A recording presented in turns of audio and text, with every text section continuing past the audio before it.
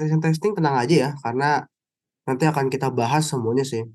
Jadi ini emang sengaja dibikin buat yang awam ya. Jadi semua bisa belajar tentang yang namanya ethical hacking, biar semua bisa tahu tentang ethical hacking. Oke, kita bisa ke next slide ya. Oke, pertama kita bahas ini dulu ya, latar belakang tentang cyber security. Kenapa cyber security itu tuh sekarang tuh penting gitu loh. Kenapa penting banget?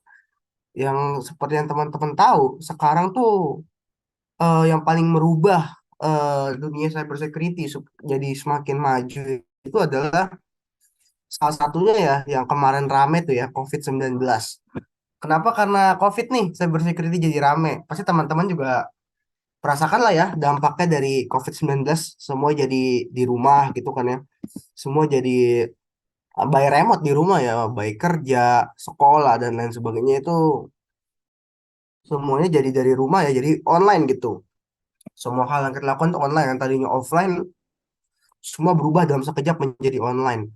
Dan oleh karena itu, karena semakin banyak yang online, itu ancaman kejahatan cyber tuh makin meningkat banget ya ketika pandemi COVID-19. Lalu ada lagi nih faktor selanjutnya yang menjadikan kenapa cyber security ini merupakan salah satu bidang yang sangat potensial sekarang ya. Bahkan sekarang tuh udah sangat menjanjikan banget lah ya di cyber security, yaitu karena adanya kemajuan teknologi. Nah, jelas ya, dengan adanya kemajuan teknologi, dengan semuanya yang berubah jadi berbasis digital, itu sangat meningkatkan resiko kejahatan cyber ya. Automasi dan juga layanan cyber security dan semua hal yang berhubungan dengan IT itu harusnya akan semakin mendominasi ya, karena semuanya ya udah berbasis digital. Coba lah kita sebutkan kayak apa. Sekarang kalau pesan makanan, tinggal ini aja ya, tinggal klik-klik aja tuh di HP pakai aplikasi ojek online, atau pengen bayar sesuatu, tinggal bayar aja kan pakai m-banking gitu kan. Itu merupakan salah satu tanda bahwa semua hal sekarang itu udah berbasis digital ya. Jadi semuanya itu emang udah digital lah ya yang pasti, dan oleh karena itu akan semakin dibutuhkan cyber security, karena dari situ ya pasti ada aja lah ya kejahatan cyber yang terjadi, kayak misal pemalsuan bank. Pemalsuan bank itu dalam artian kayak apa ya? Kayak m-banking tapi m-banking palsu gitu. Jadi berbentuk link atau aplikasi itu. Ketika diklik, ini ternyata tampilannya persis nih kayak m-banking di bank A misal. Padahal itu fake atau palsu buatan orang lain. Itu kan udah banyak terjadi ya. Mungkin teman-teman juga udah pernah ngeliat. Lalu yang terakhir ada tentang data breach nih. Data breach ini merupakan salah satu hal yang juga rame banget ya, apalagi yang kemarin-kemarin tuh kayak siapa namanya Biorka dan lain sebagainya. Pelanggaran dan kebocoran data, pelanggaran merek, profil media sosial palsu dan peniruan identitas itu kemungkinan besar itu akan semakin meningkat, yang dimana semakin mendorong kebutuhan cyber security itu jadi semakin banyak lah, semakin banyak untuk dibutuhkan. Jadi teman-teman yang pengen masuk ke cyber security, ini merupakan langkah yang sangat pasti, karena emang kalau saya perhatiin sekarang juga SDM terutama di Indonesia ya di bidang cyber security itu masih kurang banget. Jadi semoga nanti ke depan tuh masih apa ya, jadi makin banyak dan makin banyak juga orang yang aware dengan cyber security dan bisa membantu di bidang cyber security gitu ya, bisa membantu Indonesia lah untuk mengembangkan cyber security di masa depan, supaya di masa depan tuh udah berkurang lah ya kejahatan cyber. Walaupun ya namanya masa depan pasti akan makin banyak aja ya kejahatan cyber, tapi pasti ada cara penanggulangannya lah ya. Jadi kita harus optimis cyber security di Indonesia ini bisa semakin baik ke depannya. Oleh karena itu kita juga harus menciptakan banyak SDM yang memang pro gitu atau jago di cyber security. Nah, ini saya ngambil sumbernya juga dari Forbes.com ini tentang digital risk ini dari tahun 2021 ya. Saya ngambil data dari tahun 2021 yang harusnya sih masih relevan ya dengan keadaan saat ini. Mungkin kita bisa ke next slide sekarang. Oke, lalu kita akan membahas top cyber security trend atau apa ya, tren dan potensi ancaman yang harus kita waspadai di dunia digital. Berhubungan dengan sebelumnya ya, karena teknologi semakin maju, pastinya potensi ancaman di cyber security itu akan semakin banyak ya. Maksudnya potensi ancaman di dunia cyber. Karena sekarang orang-orang jahat itu ya mereka nggak perlu apa ya, nggak perlu kayak melakukan kejahatan secara fisik gitu loh, nggak perlu kayak mencuri atau ngapain gitu atau melakukan kekerasan itu nggak usah. Karena semua itu udah bisa dari dunia digital. Dunia digital juga dampaknya tuh bisa sampai ke dunia nyata juga ya. Di sini ada banyak contoh nih tren dan potensi ancaman di dunia digital yang harus diwaspadai. Antara lain yang pertama ini ada cybercrime as a service. Cybercrime as a service ini apa sih? Cybercrime as a service ini merupakan apa ya? Semacam software yang membantu hacker yang nggak berpengalaman ya dalam tanda kutip itu masih masih cupu lah, masih cemen gitu. Hacker yang tidak berpengalaman jadi bisa melakukan serangan kompleks atau serangan yang sulit secara cepat. Kenapa kenapa dia bisa melakukan itu? Ya karena udah semakin dipermudah gitu sama teknologi yang ada. Makin ke sini tuh semua semakin praktis. Hanya dengan satu klik, orang itu bisa melakukan hacking gitu. Dengan satu klik aja loh. Kalau dengan satu klik ya semua orang juga bisa ya. Jadi orang-orang yang baru belajar juga bisa-bisa aja harus melakukan serangan kompleks dengan cepat. Kalau misal software itu mudah didapatkan dan mudah dioperasikan. Sekarang udah banyak sih kayak gitu sih. Software yang sangat mempermudah orang jahat untuk melakukan kejahatan. Tapi ya software itu ya tergantung juga ya, tergantung memakai. Jadi kayak pisau lah ya, bisa tergantung memakai. Kalau memakai orang baik ya hasilnya juga akan baik. Kalau memakai orang jahat ya hasilnya bisa jahat. Jadi kita harus bijak lah ya dalam menggunakan eh, tools-tools cyber security yang seperti itu. Lalu yang kedua ada yang namanya malware automation. Ini masih berhubungan ya dengan sebelumnya, tapi ini kita lebih spesifik ke malware atau namanya malicious software. Buat teman-teman yang nggak tahu malware, malware itu kayak semacam virus tapi buat komputer ya. Jadi dia itu malware itu kalau komputer kita kena malware itu sangat memungkinkan komputer kita itu bisa dikontrol atau bisa dikendalikan sama orang lain atau file-file kita itu bisa dikunci. Nah, itu contoh-contoh malware tuh. Kalau malware automation ini apa? Ya sama kayak sebelumnya ya. Hacker itu bisa membuat malware hanya dengan sekali klik juga. Namanya sesuai dengan namanya ya, automation. Jadi pembuatan malware itu bisa diotomatisasi. Jadi nggak perlu bikin sendiri tuh kayak nggak perlu bikin scriptnya atau bikin codingannya sendiri itu nggak perlu. Mereka tinggal sekali klik atau sekali enter, mereka udah bisa ngebuat malware secara otomatis. Kayak gitu, udah banyak ya. Jadi sekarang apa ya? Kejahatan cyber itu udah bisa dilakukan dengan mudah, nggak perlu susah-susah sekarang ya. Jadi ya orang jahat kalau pengen melakukan kejahatan cyber, mereka tinggal nyari aja toolsnya, terus tinggal dioperasikan aja. Karena harusnya pengoperasiannya juga mudah dan dokumentasinya itu juga udah banyak sebenarnya untuk melakukan kejahatan. Ya jadi ya bijak-bijak lah ya dalam menggunakan hal-hal kayak gitu. Lalu yang ketiga masih berkaitan dengan malware nih, yaitu polymorphic malware. Polymorphic malware ini apa sih? Polymorphic malware ini merupakan sama varian malware, tapi bedanya itu dia terus mengubah fitur untuk bersembunyi. Bersembunyi dari mana tuh? Bersembunyi dari yang namanya antivirus atau endpoint security. Antivirus lah ya kita gampang nyebutnya. Antivirus itu ya software yang untuk mendeteksi malware ya dan ngejilat malware itu dari komputer kita. Tapi kalau polymorphic malware ini akan terus bersembunyi sampai dia nggak bisa kedeteksi. Ini serem juga nih. Lalu yang keempat ada third party risk and threats. Jadi apa ya ancaman dari pihak ketiga juga. Pihak ketiga itu kayak semacam software yang kita gunakan sehari-hari lah. Kayak contohnya Google, kayak misal WhatsApp, Google Drive gitu-gitu. Itu kan dari third party atau pihak ketiga ya. Itu ya kita nggak tahu juga ya mereka mencuri data kita atau disalahgunakan gitu. Itu termasuk ancaman dari pihak ketiga. Dan yang terakhir itu ada yang namanya the human element, yaitu faktor manusia.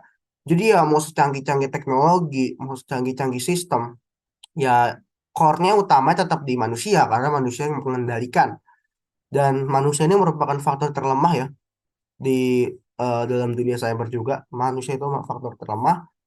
Makanya oleh karena itu manusia itu sangat dibutuhkan untuk melakukan pendidikan, pelatihan dan kewaspadaan atau pelatihan security awareness lah seperti yang teman-teman lakukan sekarang ini merupakan apa ya, salah satu cara untuk meningkatkan awareness kita sebagai manusia yang merupakan faktor terlemah untuk membantu mengurangi kemungkinan kejahatan cyber lah. Jadi kita jadi tahu lah ya mana yang baik, mana yang jahat di dunia cyber karena ada banyak lah ya yang harus kita waspadai.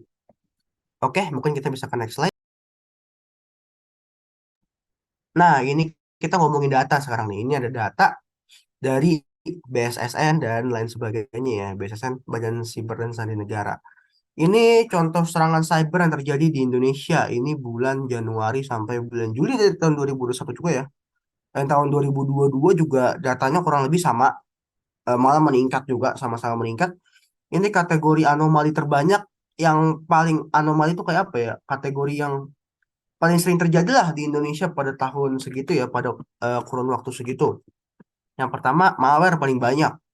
Jadi udah banyak lah orang yang kena malware. Malware ini biasanya muncul dari teman-teman yang misal suka download aplikasi bajakan dan lain sebagainya.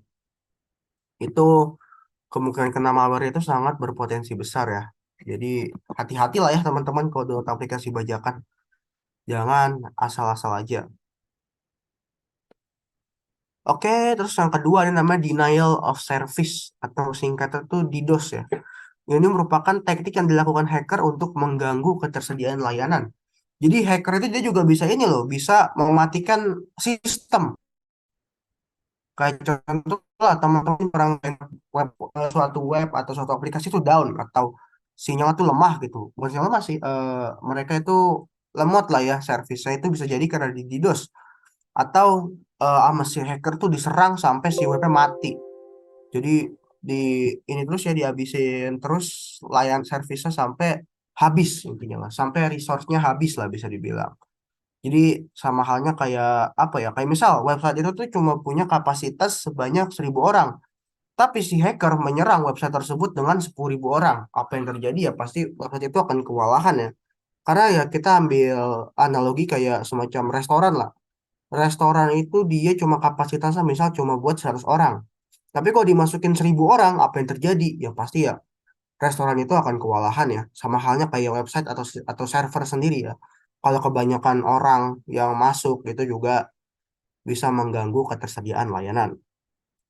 Lalu yang ketiga ya Trojan. Trojan ini sama kayak masuk bagian malware juga ya. Trojan ini merupakan malware yang bisa mengontrol laptop kita. Lalu ada ransomware nih, serangan cyber, ransomware. Ransomware ini merupakan malware yang meminta tebusan. Jadi dia tuh mengunci file, tapi kalau file pengen dibuka, kita harus bayar dulu ke dia. Gitu. Lalu insiden data leak ya. Dan di sini sektor-sektor yang sering kena serangan cyber tadi di pemerintah, keuangan, dan lain sebagainya ya. Dan itu kalau dibandingkan tuh 2019 dan 2021 sangat naik ya. Mungkin kalau dibandingkan dengan yang sekarang lebih naik lagi. Seperti itu sih. Oke, mungkin kita bisa lanjut slide selanjutnya. Nah, kita di Cyber Threats ini, Cyber Threats tahun lalu ya, ini biasanya tuh dirangkum setahun sekali, yang 2023 belum rilis, jadi kita bahas yang 2022 dulu nih.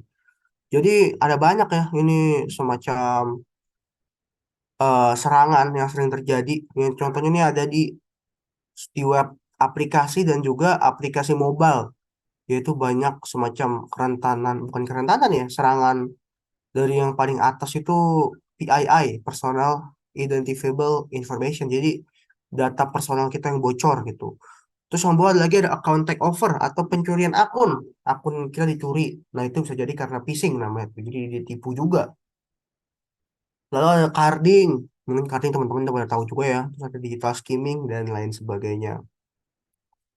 Lalu ada lagi tuh yang di kiri dari malware, account takeover yang tadi dan lain sebagainya nih. Ini phishing juga nih yang harus kita waspadai buat teman-teman yang nggak tahu phishing. Phishing itu kayak semacam, jadi si hacker tuh contoh lah, si hacker itu pengen mendapatkan akun Instagram si korban. Nah, si hacker kan nggak mungkin dong, nggak mungkin dia nge-hack Instagramnya karena seperti teman-teman tahu sendiri, Instagram itu security-nya tuh udah kuat banget. Jadi gimana cara si hacker itu untuk mendapatkan akun Instagram si korban? Yaitu caranya dengan membuat suatu web yang memiliki tampilan yang sama persis dengan Instagram, tapi bukan Instagram ya. Setelah udah dibikin, si hacker akan ngirimin web yang sebagai Instagram KW lah bisa bilang. Web sebagai Instagram KW itu dikirim ke si korban dan memancing si korban untuk login ke situ. Setelah si korban login ke situ, si hacker akan mendapatkan semacam kredensial termasuk username dan passwordnya si korban. Itu salah satu modus yang cukup rame sih ya, dan sebagai sih ada banyak ya, ada DDoS dan yang tadi udah kita bahas-bahas juga. Oke, kita bisa ke next slide lagi sekarang.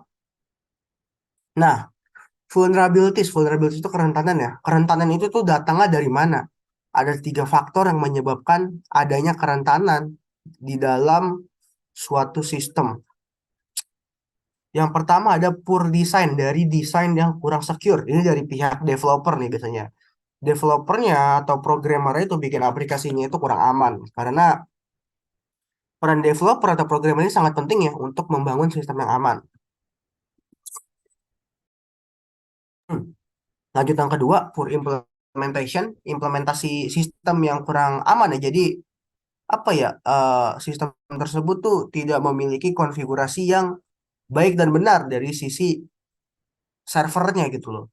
Jadi selain membangun aplikasinya harus aman, mengimplementasikan suatu sistem itu juga harus aman. Jadi kayak semacam ketika ada fitur baru yang pengen diimplementasikan, si pihak perusahaan itu juga harus ngetes nih, ini udah secure atau belum nih, dicek nih bareng-bareng. Jadi nggak kerja sendiri. Jadi harus saling mengoreksi untuk eh, mencari kesalahan yang bisa dibetulkan. Dan terakhir poor management, manajemen yang kurang ini ya, kurang baik lah. Kayak nggak ada semacam monitoring data, melakukan backup data, itu penting juga tuh. Karena kan kita nggak tahu apa yang terjadi di masa depan. Jadi harus di-manage dengan baik juga ya sistem itu. Jangan sampai kita miss lah beberapa faktor. Jadi ini ya, vulnerability atau kerentanan datang dari tiga faktor. Poor design, poor implementation, dan juga poor management. Sekarang kita lanjut ke slide selanjutnya lagi. Nah, ini yang cukup menarik nih. Kita akan membahas perbedaan dari hacking dan juga ethical hacking. Nah, ini walaupun sama-sama hacking, tapi ini beda ya, teman-teman ya. Hacking itu gampangnya itu ilegal. Intinya ilegal. Dia itu kalau dibaca di yang kiri itu accessing a system in an unintended way. Jadi dia mengakses sistem dari jalan yang apa ya, kurang aman dan nggak legal. Dan intinya sih hacking ini ilegal dan dia pastinya itu akan bersifat merugikan lah yang pasti. Dan hampir selalu jahat sih kalau hacking itu. Dan dia melakukan hacking dengan cara yang buruk dah. Dia memanfaatkan kemampuannya dia itu untuk melakukan hal-hal jahat. Dia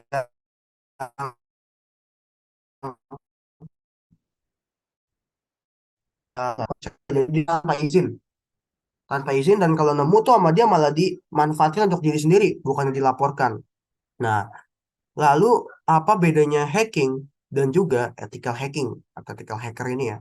Sebenarnya yang dilakukan sama hacker sama ethical hacker itu sama, sama persis. Cuman bedanya itu di etika. Ethical hacker ini memiliki etika dalam artian dia hanya mengetes sistem dengan seizin pemiliknya. Dan kalau dia menemukan kerentanan atau celah kerentanan pada sistem tersebut, ethical hacker ini akan nge-report atau melaporkan kerentanan ini ke si pemilik daripada dimanfaatkan untuk hal-hal yang nggak baik. Itu beda di situ ya. Jadi ethical hacker ini memiliki etika, jadi dia melakukan hanya dengan izin ya dan legal lah pasti. Oke, kita ke next. Lalu ada lagi nih penetration testing ya, ini tadi udah sempat disinggung juga ya di awal ya. Penetration testing. Penetration testing atau yang biasa biasa kita singkatnya itu dengan sebutan pentest ya. Ini merupakan kegiatan ethical hacking juga yang dilakukan oleh pentester. Ini sebutannya pentester kalau untuk orang melakukan pentest. Yang dilakukan pentester itu sama persis ya kayak ethical hacker. Jadi pentester ini tapi bedanya itu dia biasanya itu di hire sama suatu perusahaan untuk ngehack sistem perusahaan itu sendiri ya. Dengan tujuan untuk mencari kerentanan yang ada di sistemnya dia. Jadi pentester ini biasanya melakukan hacking secara berkala untuk menjamin sistem tersebut itu selalu aman. Jadi dia tuh mensimulasikan suatu serangan cyber ke dalam suatu sistem yang dimiliki organisasi, perusahaan, pemerintahan dengan tujuan untuk membuat sistem tersebut lebih secure ke depannya. Jadi kita pentester, ethical hacker itu ngehack sistem untuk membuat sistem tersebut lebih secure, bukan buat dimanfaatkan untuk hal-hal yang jahat. Kayak gitu ya. Jadi orang yang bisa melakukan pentest biasanya disebut dengan sebutan penetration tester atau pentester tadi ya. Jadi yang beda apa ya perbedaan ethical hacker sama pentester ya sebenarnya sama sih, cuman pentester itu biasa dia di hire untuk melakukan pentest secara berkala, jadi nggak cuma sekali dua kali, tapi bisa terus-terusan. Oke, kita bisa ke next slide lagi sekarang.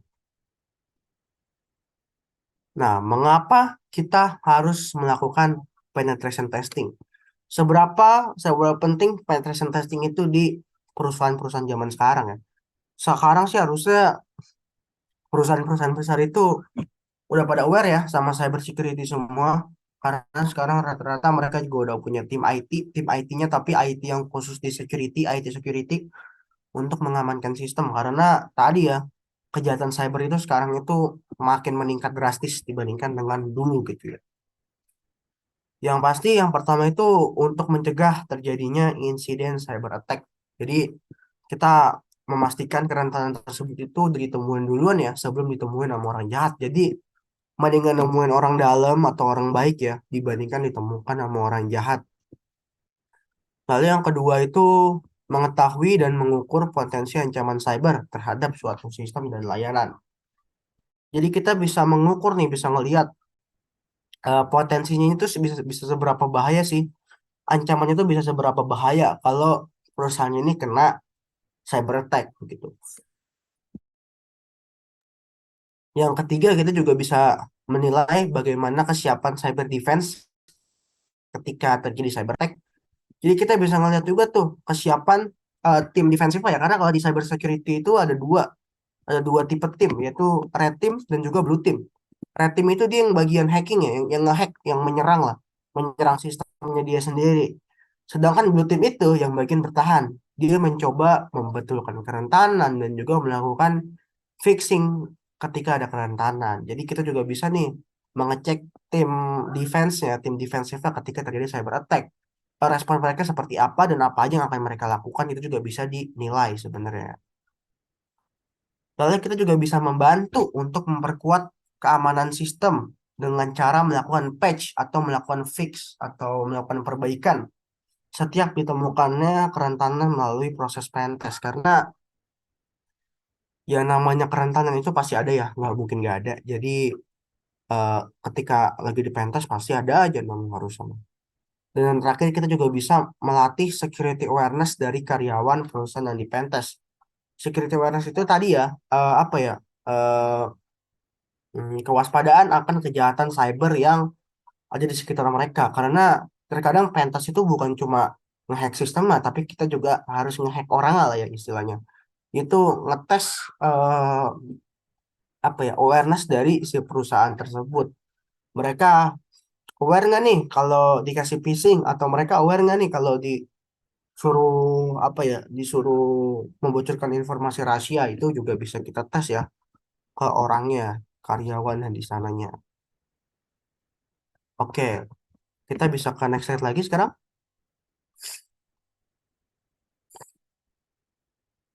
Oke, di sini ada tipe-tipe penetration testing ya. Nah, di sini penetration testing ini atau hacking ini sebenarnya nggak dilakukan di satu platform doang. Melainkan ada banyak ya. Di sini ada network penetration testing. Network penetration testing berarti kita nge-pentest atau nge-hack jaringannya gitu. Terus ada web aplikasi. Web aplikasi ini yang paling umum ya, kayak nge-hack websitenya gitu. Hack web application yang ada di bisa teman-teman akses kayak facebook.com, instagram.com melalui web gitu ya. Itu masuk ke dalam web application penetration testing. Lalu ada client side penetration testing, yaitu kita ngecek software-software yang digunakan di dalam web aplikasi tersebut. Karena kan web aplikasi itu umumnya itu perusahaan itu nggak apa ya menggunakan dari banyak klien yang lain juga ya. Jadi nggak cuma dari satu pihak, melainkan dari banyak pihak. Nah, kita juga bisa pentest atau ngecek kerentanan dari pihak lainnya gitu loh. Lalu ada wireless network kayak semacam WiFi Bluetooth gitu-gitu tuh masuk ke dalam wireless network pentest. Jadi kita juga bisa nge-hack WiFi nih. Kayak teman-teman, ini kita juga bisa nge-hack WiFi nih. Kayak teman-teman, ini hack WiFi ini merupakan salah satu hal yang cukup menarik juga sebenarnya ya, WiFi hack ini. Jadi kita tuh sebenarnya bisa matiin jaringan suatu jaringan internet, jaringan WiFi ya, atau kita bisa melihat aktivitas dalam jaringan tersebut. Itu kita juga bisa lihat ya, orang-orang itu ngakses apa pakai WiFi ini tuh, akses apa aja sih, terus dia masukin data apa aja sih, itu bisa juga. Lalu social engineering. Social engineering ini kayak yang tadi ya, dengan melakukan ngehack orang lah ya, kita mencoba security, apa ya, kita mengetes awareness dari karyawan perusahaan tersebut ya, social engineering dengan melakukan phishing yang tadi udah sempat saya singgung beberapa kali ya. Lalu ada red team dan blue team. Jadi tadi ya, jadi kita bisa bekerja sebagai red team atau tadi yang ofensif bisa dibilang ya, yang melakukan hacking, dan juga blue team yang defensif yang melakukan defense ketika ada serangan. Lalu yang terakhir ada mobile penetration testing. Mobile penetration testing ini kita nge-hack aplikasi mobile yang ada di HP teman-teman ya. Ini konsepnya sebenarnya kurang lebih sama kayak web aplikasi. Jadi, tapi bedanya yang kita tes ini adalah aplikasi yang dijalankan di mobile. Tapi umumnya sama sih sistem yang dipakai di yang di web aplikasi dan juga di mobile. Jadi kurang lebih kerentanan itu sama semua ya. Yang beda itu yang wireless dan network pentest aja. Nah, di sini ada juga di kanan ini agak potong tapi gambarnya ya. Tapi di sini saya kasih tahu dulu yang tengah, yang paling kiri ini white box, yang tengah ini black box, yang di kanan ini gray box. Nah, ini pentest ini juga dibagi menjadi tiga tipe: white box pentest, black box pentest, dan juga gray box pentest. Jadi gampangnya gimana nih cara bedain tiga hal ini? Ini merupakan cukup general juga. White box pentest itu artinya kita melakukan pentest atau kita melakukan hacking dengan diberikan bekal oleh si ini ya, si pemiliknya, dikasih bekal seperti kita dikasih akun akun admin, atau kita dikasih akses ke jaringan internalnya, ke server internal, itu masuk ke dalam white box pentest. Kalau gray box, nah kita ke gray box ini. Gray box ini sama dengan white box, cuman bedanya gray box ini dikasih bekalnya itu nggak sebanyak si white box. Kayak tadi misal, si white box buat pentest dia dikasih akun admin. Sedangkan Greybox cuma dikasih akun biasa, nggak dapat akses server internal dan lain sebagainya. Jadi bekal yang dikasih buat Greybox itu nggak sebanyak di Whitebox. Nah, terus Black box ini yang paling ekstrim sebenarnya, karena kita melakukan pentest tanpa dikasih bekal apa-apa. Nggak dikasih bekal apa-apa ya dalam artian kita cuma dikasih web doang. Nah, nih coba hack web ini, coba hack aplikasi ini gitu doang. Kita nggak dikasih akses apa-apa. Itu masuk ke dalam black box pentest. Jadi perbedaannya tiga hal ini saya biasa bilang sih perbekalan ya. Perbekalannya beda. White box perbekalannya banyak, gray box itu perbekalannya sedang, black box itu nggak dikasih perbekalan sama sekali. Begitu sih cara membedakannya yang paling gampang. Sekarang kita bisa ke next slide. Nah, di sini ada fase-fase ketika melakukan penetration testing atau ethical hacking ya. Ternyata melakukan hacking itu ada fasenya juga, kita nggak melakukan asal ya. Yang pertama itu ada reconnaissance, scanning, vulnerability assessment, exploitation, dan reporting. Yang abis ini akan kita bahas satu persatu. Kita langsung ke next slide aja. Nah, yang pertama nih, reconnaissance. Reconnaissance atau biasa kita sebut itu dengan fase information gathering.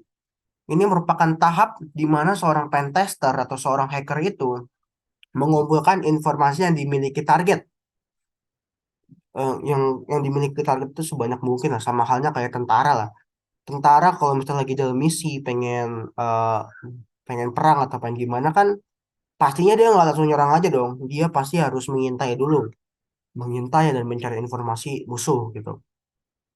Tapi kalau di IT atau di dunia digital, hal ini tuh bisa mencakup banyak hal ya, seperti contoh tuh kayak subdomain dan lain sebagainya lah ya. Itu bahasa yang cukup teknis sebenarnya.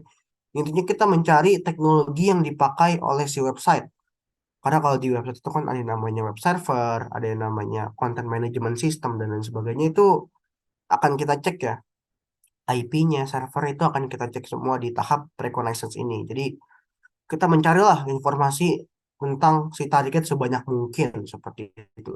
Semua informasinya akan bisa berguna buat kita. Bisa ke next slide sekarang. Kita masuk ke tahap yang kedua, yaitu tahap scanning. Jadi kita itu akan melakukan nge-scan, kita akan nge-scan ya.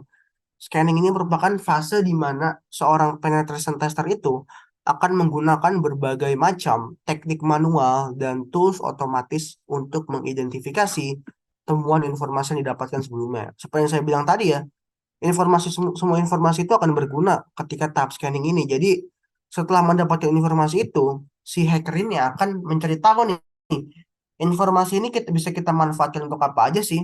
Nah, kita gampangnya kita juga bisa melakukan scan pakai tools yang otomatis. Jadi kita scan nih, informasi ini tuh bisa berujung kemana sih, bisa mendapatkan apa aja dari sini. Pada fase ini, pentester juga akan melakukan dan mencari kerentanan yang kiranya dimiliki oleh target. Kita udah mulai mencari kerentanan atau mencari bug di fase scanning ini. Sekarang kita lanjut ke next slide. Kita masuk ke tahap ketiga nih. Vulnerability assessment. Vulnerability assessment ini merupakan tahap penilaian suatu kerentanan ya. Kayak tadi lah di fase scanning sebelumnya, kemungkinan misal aja lah kita dapat kerentanan gitu. Setelah dapat kerentanan, kita bisa melakukan assessment atau melakukan analisis dan mengidentifikasi kerentanan yang ditemukan di fase scanning tadi.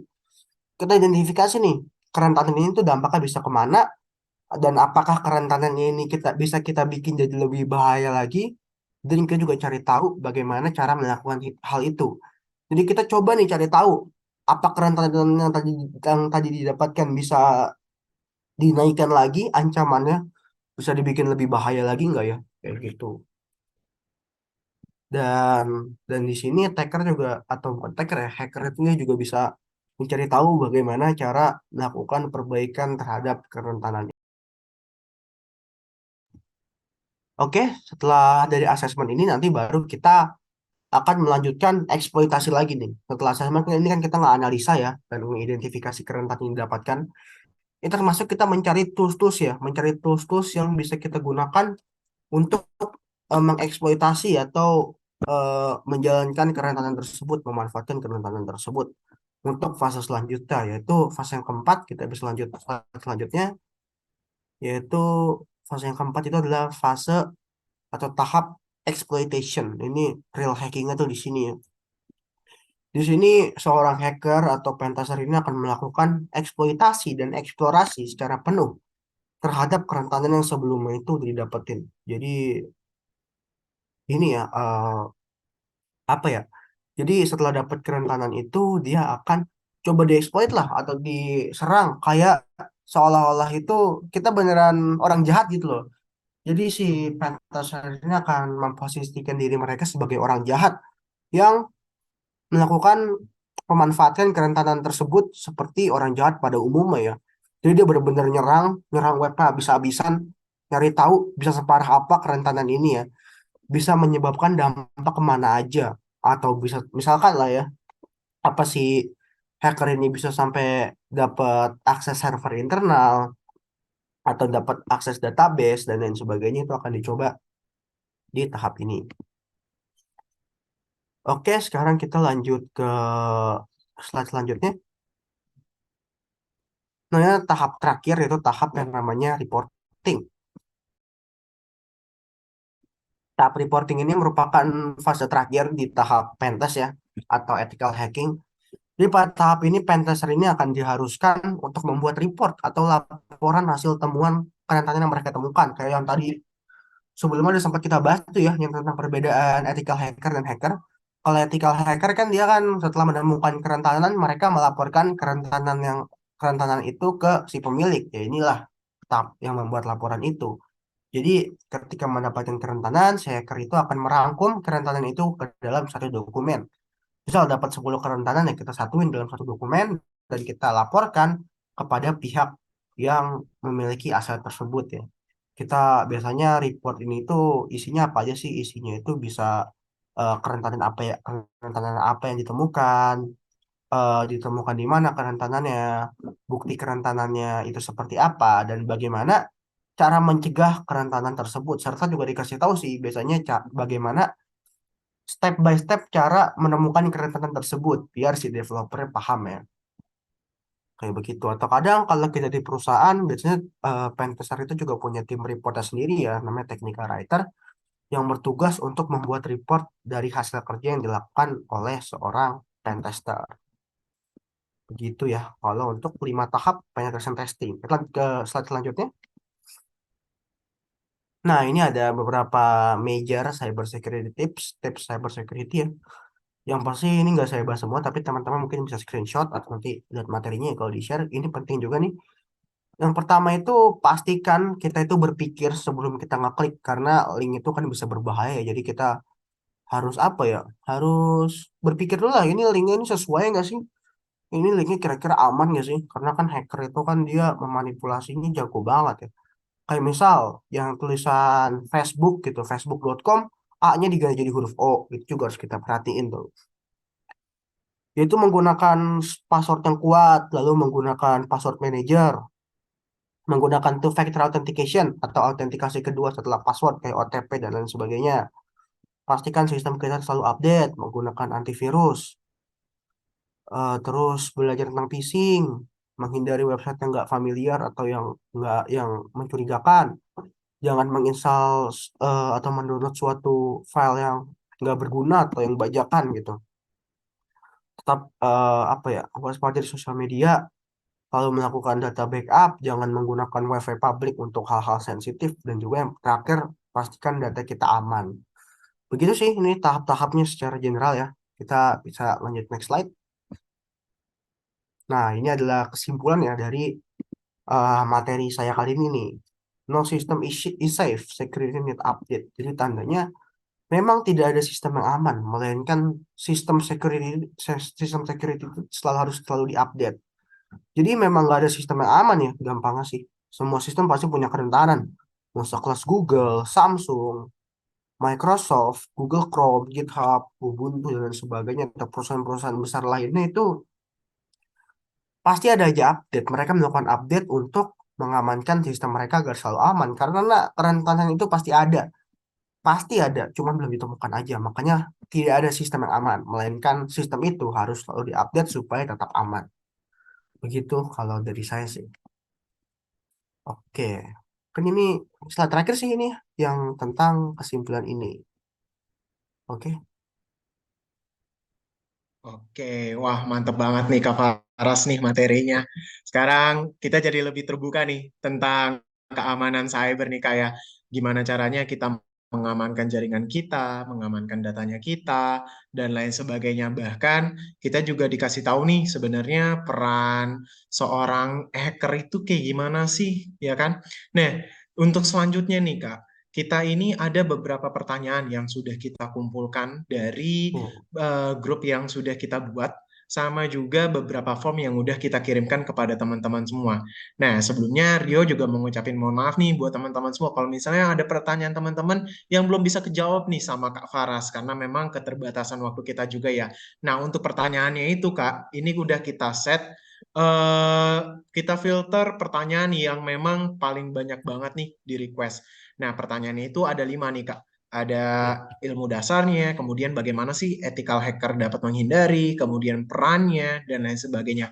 Mungkin boleh dibantu nih untuk Kak Faras dijawab pertanyaannya. Silakan Kak Faras. Oke, saya jawab dari paling atas dulu ya. Apa ilmu dasar atau kompetensi yang harus dimiliki untuk menjadi seorang peretas dan dari mana memulainya? Oke, untuk ilmu dasar untuk jadi hacker ya untuk di cyber security yang pasti yang pertama itu kita harus belajar yang namanya itu fundamental. Ini kayak fundamental nih, ini yang lagi teman-teman pelajarin ini fundamental cyber security. Jadi ini udah masuk ke dalam step awal ya belajar cyber security. Tapi ini baru dalam bentuk teori ya. Untuk praktekkan teman-teman bisa belajar jaringan secara basic. Lalu kita belajar tentang sistem operasi kayak Linux dan lain sebagainya. Itu habis itu kita juga bisa belajar jenis-jenis kerentanan dan bagaimana cara mengeksploitasinya. Itu kalau belajar otodidak bisa search aja ya di YouTube tuh ada banyak ya yang ngebahas tentang bagaimana cara mengeksploitasi suatu kerentanan, bagaimana cara melakukannya dari basic dan lain sebagainya. Itu mungkin kalau untuk pertanyaan pertama. Lanjut ke pertanyaan kedua, bagaimana ethical hacker dapat menghindari pelanggaran privasi selama tes? Jadi caranya itu adalah untuk apa ya? Untuk menghindari hal-hal yang ilegal ya, terutama apalagi sekarang juga udah ada namanya UU ITE ya, yang undang-undang digital, masuk PDP, perlindungan data pribadi dan lain sebagainya. Padahal kalau kita lihat juga kegiatan hacker-hacker itu kan juga ini ya, melakukan ngehack malah ya, itu juga sangat apa ya, bisa dibilang tuh eh, sangat bertolak belakang lah dengan undang-undang tersebut. Tapi bagaimana sih cara hacker menghindari itu? Yaitu ya tadi ya kita dengan ngehack sistem itu hanya dengan apa ya? Hanya dengan pemilik asetnya yang mengizinkan kita untuk melakukan pentest lah. Jadi selama kita diizinkan itu aman. Nah, tapi kalau kita nggak punya akses ke sana gimana? Ada yang namanya itu program bug bounty. Bug bounty itu kayak semacam sayembara. Sayembara kalau misalnya kita nemuin kerentanan di web yang buka bug bounty itu kita akan dibayar. Bisa dibayar berupa duit, dikasih sertifikat, atau dikasih merchandise dan lain sebagainya. Kalau kayak gitu aman. Kenapa? Karena secara tidak langsung orang yang membuka program bug bounty itu sudah mengizinkan kita para ethical hacker untuk melakukan testing atau melakukan hacking terhadap sistem yang dimiliki oleh mereka. Sekarang pemerintahan juga rata-rata udah pada open bug bounty semua, udah pada buka bug bounty. Jadi kalau kita pengen report ke kerentanan di web Indonesia, bisa di report aja ke BSSN atau ke eh, pihak terkaitnya, karena udah banyak yang buka ya, kayak contoh lah Jakarta Go ID dan lain sebagainya, terus ada Jabar Prof Go ID dan lain sebagainya, itu udah pada buka semua sih. Mereka itu punya namanya CSIRT, Computer Security Incident Response Team. Itu kalau dari pemerintahan Indonesia ya, dia legal-legal aja sih kalau misalnya kita pengen ngetes sistem mereka, karena mereka udah pada buka bug bounty. Dan selama kita tidak menyalahgunakan dan kita melaporkan kerentanan itu secara legal, harus aman. Jadi jangan takut ya, jangan takut kita melanggar privasi. Jadi yang paling aman tadi ya, kita kalau pengen belajar, kita nyerang target yang memang buka bug bounty aja. Ada banyak kok yang buka bug bounty. Lalu yang ketiga, bagaimana peran memiliki sertifikasi internasional dalam menunjang karir di dunia IT, khususnya di cybersecurity. Nah, peran sertifikasi internasional ya, terutama ini tuh paling berguna ketika kita udah mulai di dunia profesional, ketika udah mulai di hire oleh perusahaan jadi pentester gitu, atau pengen kerjanya by project gitu, itu penting banget ya. Karena mereka sendiri itu perusahaan-perusahaan begitu tuh mereka udah ada kualifikasinya sendiri ya. Misal orang ini kalau misal pengen jadi pentester di sini atau pengen kerja di cyber security di sini itu mereka itu harus memiliki sertifikasi internasional. Contoh lah kayak CEH, Certified Ethical Hacker, atau SCP, Offensive Security Certified Professional, atau apalagi CHRI, Certified Hacking Forensic Investigator, dan lain sebagainya. Itu paling penting di situ. Jadi teman-teman kalau misal pengen beneran ke dunia profesional, itu sertifikasi internasional itu sangat penting ya. Dan itu juga akan menaikkan value kita dibandingkan orang-orang lain yang belum memiliki sertifikasi internasional. Lalu lanjut lagi ya, ke yang keempat nih.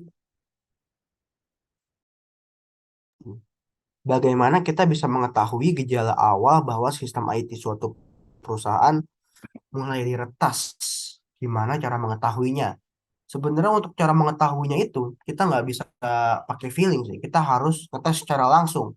Jadi kita harus mempelajari teknik-teknik hacking ya, karena kan teknik hacking itu banyak ya, terutama untuk di web aplikasi. Itu kita harus tes langsung tuh. Kalau misal tembus ya berarti rentan.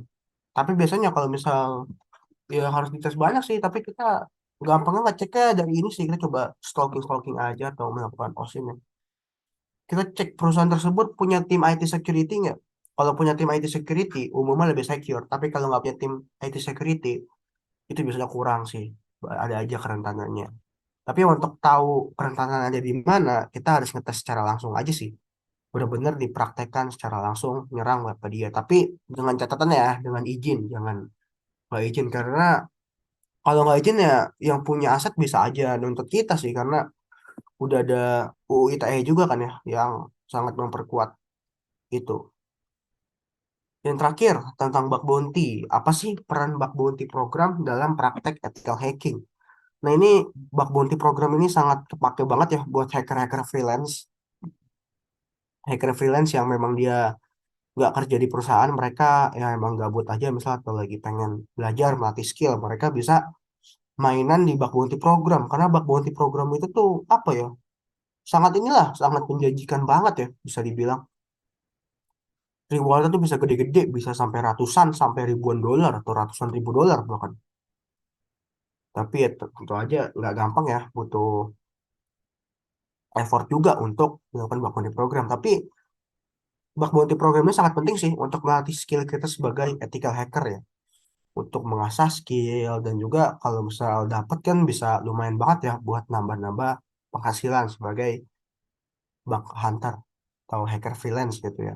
Atau misal kita emang pengen ngasah skill terus sekalian nambah penghasilan bisa juga dari bug bounty. Begitu sih untuk kelima pertanyaannya ya. Oke, wah terima kasih nih Bang Faras nih atas jawabannya yang the best banget nih Bang. Kita jadi lebih paham, lebih aware juga tentang bagaimana cara kita mengamankan data kita nih. Kemudian bagaimana cara kita untuk bisa lebih meningkatkan kompetensi kita sebagai seorang peretas. Nah, buat teman-teman yang lain yang masih banyak banget nih kalau aku lihat di kolom chatnya ya, pertanyaan-pertanyaan yang diajukan. Mohon maaf nih teman-teman semua, kita belum bisa menjawab pertanyaan teman-teman semua. Tapi nggak perlu takut. Buat kalian yang masih ingin bertanya atau bahkan ingin tahu lebih lanjut tentang ethical hacking atau tentang dunia cybersecurity, aku akan mengirimkan kalian link untuk bisa masuk ke grup kita. Jadi kita itu punya grup Telegram. Silakan teman-teman masuk aja nih ke grup Telegramnya.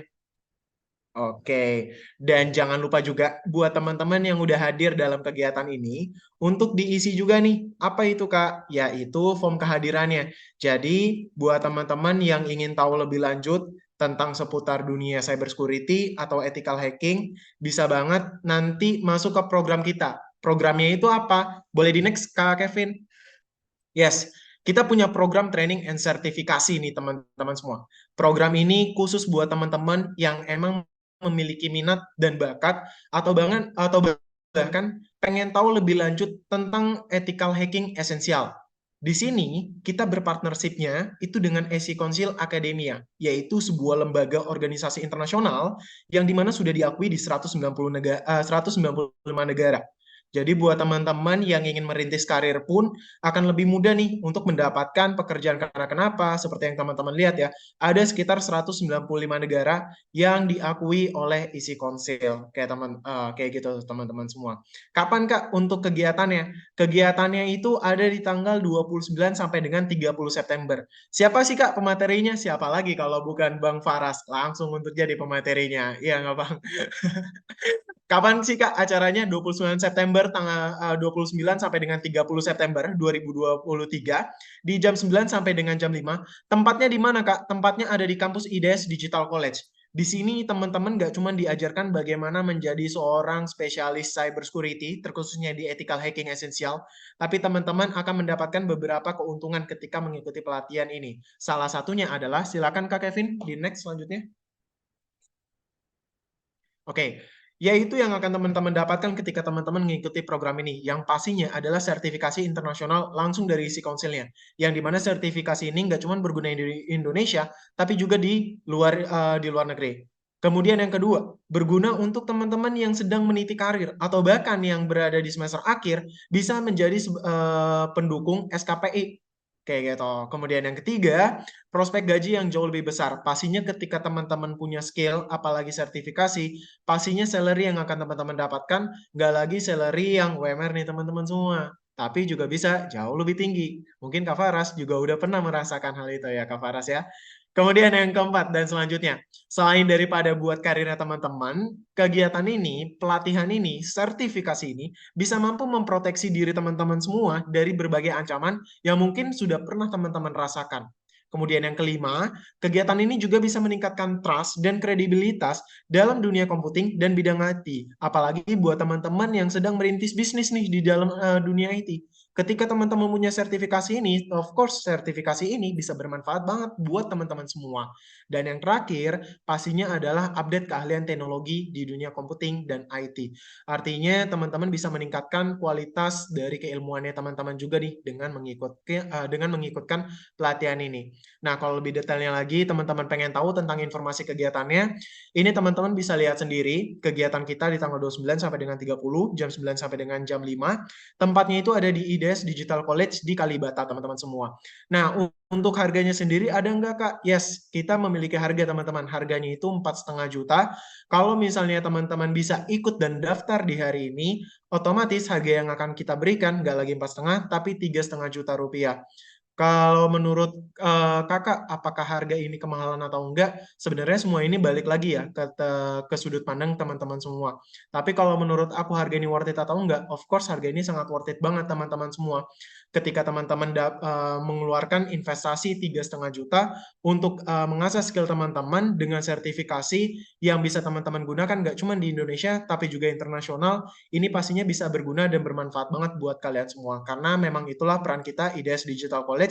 Selain daripada kita memberikan pendidikan, kita berusaha nih untuk meningkatkan kualitas daripada skillnya teman-teman semua. Nah, kalau teman-teman berminat dan ingin, silakan langsung aja daftar di mana? Di https://bit.ly form pendaftaran langsung di form pendaftaran ICC. Langsung aja teman-teman diklik linknya yang yang mendaftar di hari ini bisa mendapatkan potongan sampai dengan 3,5 juta. Dan FYI teman-teman semua, untuk kuota kegiatan ini kami batasi yaitu hanya untuk 20 orang saja. Artinya buat teman-teman yang ingin mengikuti kegiatan ini dan mendaftarnya nanti di hari terakhir, kita nggak bisa menjamin untuk teman-teman bisa menjadi pesertanya kita. Karena memang kita hanya membataskan untuk 20 peserta saja. Itu aja mungkin selanjutnya nih teman-teman, selain daripada program ini, kita juga punya program lain. Mungkin boleh dibantu sama partnernya aku, Ibu Novi. Silakan Ibu Novi.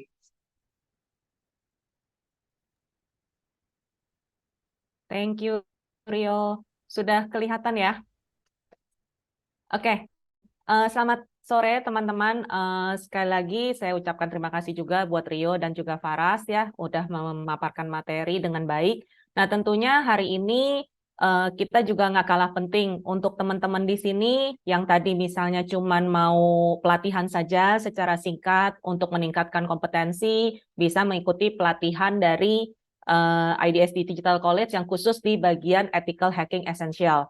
Nah, namun tidak kalah penting tentunya kalau teman-teman di sini berminat untuk mau kuliah S1 ya, terutama di peminatan ada cyber security dan juga software engineering, teman-teman bisa datang kuliah ke kampus IDS Digital College.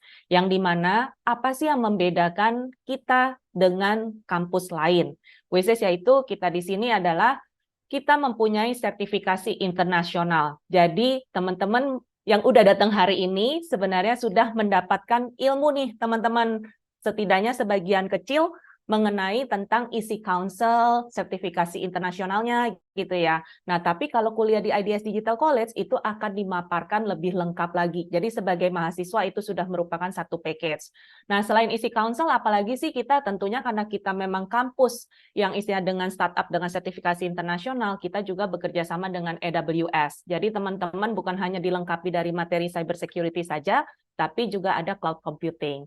Nah, untuk teman-teman di sini tadi yang kalau misalnya mau untuk program S2 ya, teman-teman, S2 juga kita ada berkolaborasi dengan ITS, which is S2 Startup Teknologi. Jadi sebenarnya tagline kita sangat penting, kampus startup sertifikasi internasional. Nah, jadi kalau misalnya teman-teman banyak sekali ya sekarang mau jadi founder gitu ya, juga harus punya skill IT, terus juga dari cloud-nya. Nah, jadi boleh dikonsider untuk kuliah di IDS Digital College. Yang tentunya kita sudah 15 tahun lebih pengalaman di pendidikan, tadi sudah dibilang juga mengakui sertifikasi isi council, dan jangan khawatir, kita juga punya partner di 100 plus partner industri melalui program Kampus Merdeka, dan yang paling penting teman-teman kalau sudah lulus kuliah mau apa sih? Mau kerja kan teman-teman, jadi biar langsung terjun ke dunia profesional. Boleh tolong next slide, Bang Kevin? Ya, jadi ini program kami secara singkat saja teman-teman. S1-nya kita ada apa? S1 kita S1 komputer ya, di bidang untuk teknik informatika untuk peminatan cyber security, dan yang kedua adalah S1 sarjana komputer, which is di sistem informasi dengan peminatan software engineering. Nah, lalu yang tadi yang kedua S2, kita punya juga S2 Startup Teknologi yang di mana kita berkolaborasi dengan Institut Teknologi 10 November. Boleh tolong next slide? Ya, jadi untuk teman-teman nih yang misalnya berminat, aku tahu mungkin di sini ada yang sudah berpikir untuk Intake 2024. Ini kebetulan saja kita juga mau infokan ada promo ya di Intake 2024 gelombang 1 kita sudah buka. Jadi bagi teman-teman yang ingin planning kuliah tahun depan, kita sudah ada 3 benefit. Yang pertama pastinya bebas uang pangkal, lumayan banget 20 juta rupiah. Terus kita ada potongan BPP semester 1 sampai dengan semester 8, yang tadinya 6.250.000 menjadi 4.900.000. Dan yang terakhir bebas biaya formulir sebesar 500.000. Jadi kalau boleh dibilang, kalau teman-teman kuliah di gelombang pertama Intake 2024, yang tadinya harganya 70 juta, ya dengan bebas beasiswa uang pangkal dan juga ada potongan biaya kuliah, teman-teman hanya tinggal membayar 39.200.000. Jadi kalau boleh dibilang 39 juta saja ya, kurang lebih kalau sudah daftar gelombang 1, teman-teman sudah bisa langsung juga dapat selain S1 plus sertifikasi internasional tadi. Jadi itu aku rasa kelebihan yang utama yang membedakan IDS Digital College dengan kampus lain, dan teman-teman bisa saving uang kuliahnya yang lain buat nambahin ilmu teman-teman di S2. So aku rasa singkat saja pengenalan tentang IDS Digital College, nanti aku infokan di kolom chat ya, bila teman-teman istilahnya mau tahu lebih lengkap tentang IDS Digital College, bisa ikutin Instagram IDS Digital College, di situ kalian akan dapat info juga, tadi Rio juga sudah mention untuk grup Telegramnya. Aku serahkan balik ke Rio, terima kasih atas perhatiannya. Oke, terima kasih banyak Ibu Novi untuk informasinya. Oke, teman-teman semua, saat ini kita sudah ada di penghujung acara. Terima kasih atas kehadiran teman-teman semua yang telah mengikuti webinar ini. Untuk teman-teman semua yang masih ingin informasi lebih lanjut, silakan masuk aja ke grup Telegram kita yang sudah kami buat. Untuk linknya sudah aku taruh di menu chatnya. Di situ juga sudah aku berikan untuk absensinya. Tolong untuk diisi ya teman-teman ya absensinya ya. Oke, mungkin ini aja yang bisa aku sampaikan. Terima kasih atas kehadirannya dan mohon maaf nih teman-teman semua kalau misalnya ada salah-salah kata. Aku akhiri, selamat sore.